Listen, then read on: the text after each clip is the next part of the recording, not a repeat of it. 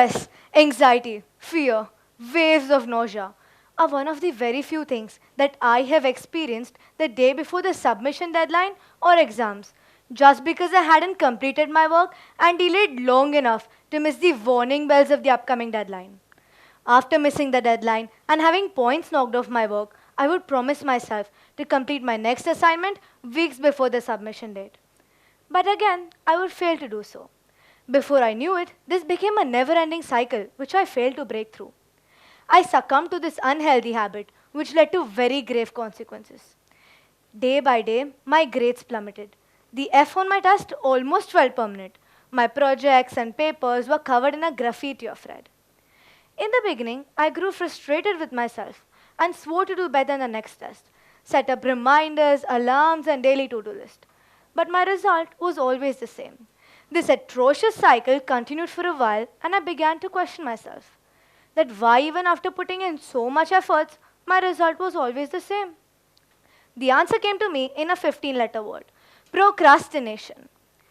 The thing is, I always swore myself to do better, but I never put any actual efforts in doing so. The tasks in my to-do list would be waiting to be magically completed. My go-to ideology was, the deadline is on 5th September. Oh, I'll start my work on 1st. In that 1st September would shift to 2nd and to 4th, and eventually I would miss the deadline. All along, I believed I wasn't capable, when procrastination was my greatest enemy. Luckily, I was able to identify it and take measures to stop it. The first method is to work with a reward system, or in my language, the parole system. It basically meant that if I set myself a goal and successfully completed, I would reward myself with small things that made me happy. It could be hanging out with friends, reading books, or having an extra hour of screen time. Small steps lead to bigger rewards. This statement cannot be more true. The long list of to-dos really overwhelmed me at times. Breaking my work into small chunks really helped me complete my task with ease. The most important thing is to stick up to the routine which I have made. Even when times got difficult and I almost felt like quitting, staying consistent to the routine which I made for myself really helped me work tirelessly towards my goals.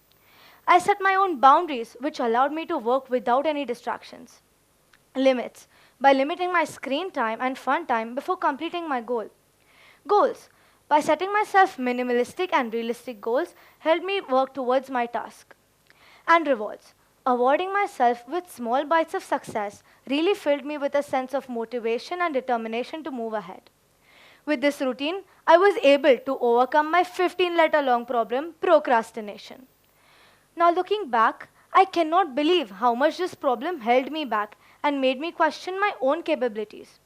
We are never bad or incapable to do something. Our biggest enemy is often us when we believe that we won't be able to do it.